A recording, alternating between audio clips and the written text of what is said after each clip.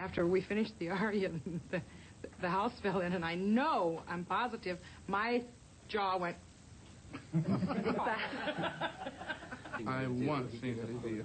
And the other thing, they will take away one, two, they take away these mucus sound with really pure mucus sound. But if you cannot sit comfortably in the lower middle register and in the low register, forget it.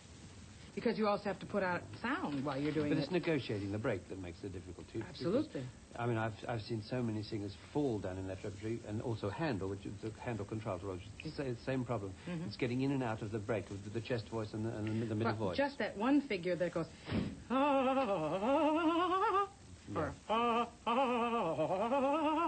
That's it's a killer. Murderous. Well, of course, I suppose most people know nowadays that bel canto means beautiful singing. But of course, it's only the beginning of it. The bel canto era began with the great singers in the middle of the well, I suppose even the 17th century it started to begin, but it flourished and blossomed in the middle of the 18th century, even the early part of the 18th century, when the great castrati were at their peak. These, of course, were the artificial male singers who had these extraordinary, powerful soprano and mezzo-soprano voices, which we don't have anymore, I'm happy to say, rather.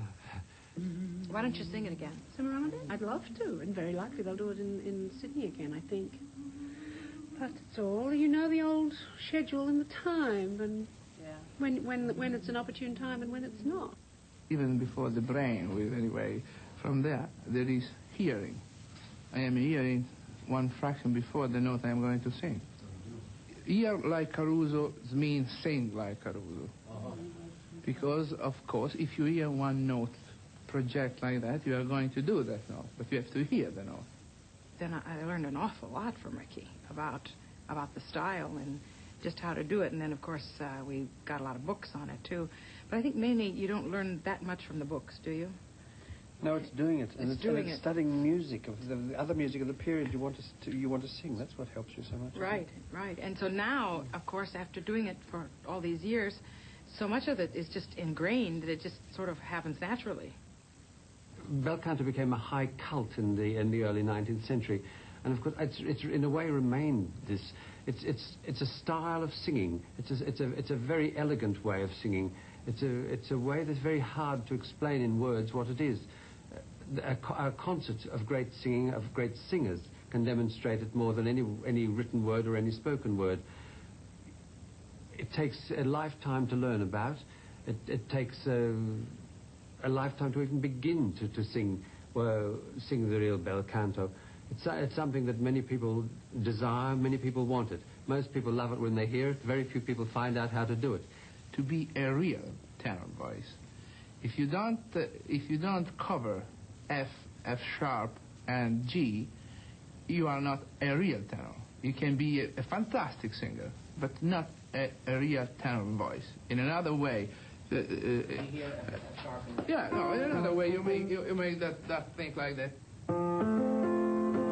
Okay. You can do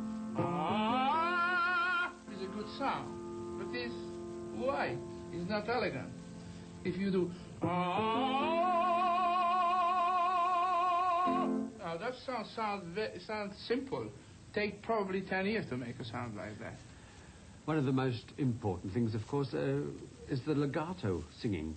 And how does one go about singing legato? You do this by joining the tones, uniting the tones. And we do this mainly by scales. A singer is an athlete. Generally. Half athlete, half artist. Generally. No, but generally is an athlete. Generally is an athlete because we are pushed. Ms. Luciano, what exercise do you do basically at home if you want to warm yourself? Just the same. Let me do the same. Yes, where do you want to start?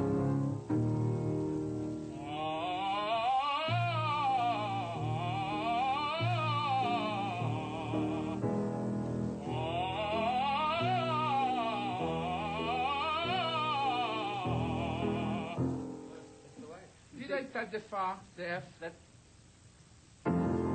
I touch the F? Yes. I know. I realized I did open. It was an F.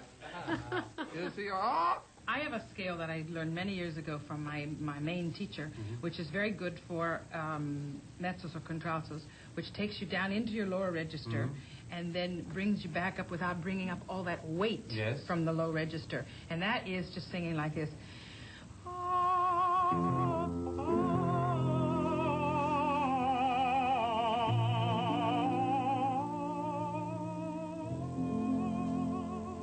So that you actually crescendo down there. You use the control. It's control Right, legato. but you can crescendo into that lower register for the effect, but you don't bring up that dangerous weight of the chest. And things like that are essential, but so many singers, the minute they start learning, they want to sing Che gelida manina. They want to sound like Pavarotti. It's not possible, is it? I suppose the heart of bel canto must be the real cantilena, isn't it? The long, flowing melodies. Che faccia ad esempio col vocalizzo e poi con le parole? Sì. Allora, sì. for example, vocalize is...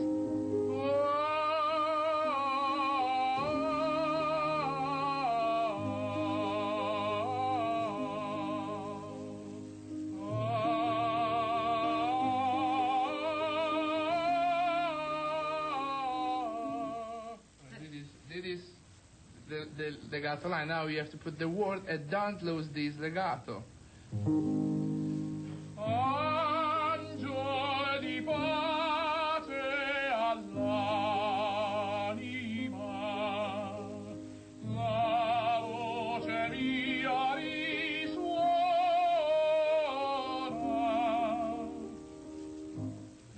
The voice is something who has vibration. And more longer the vibration are, better it is.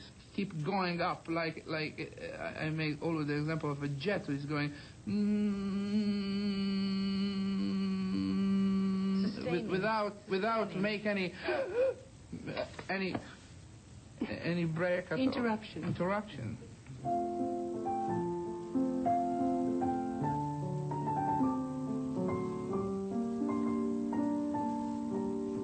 It takes more than an old piano played by somebody out of practice to demonstrate that. You have to hear it sung by the human voice, which is the most glorious of all instruments. I firmly believe that there's no instrument in the world that can touch the human voice for communicating from one person to another.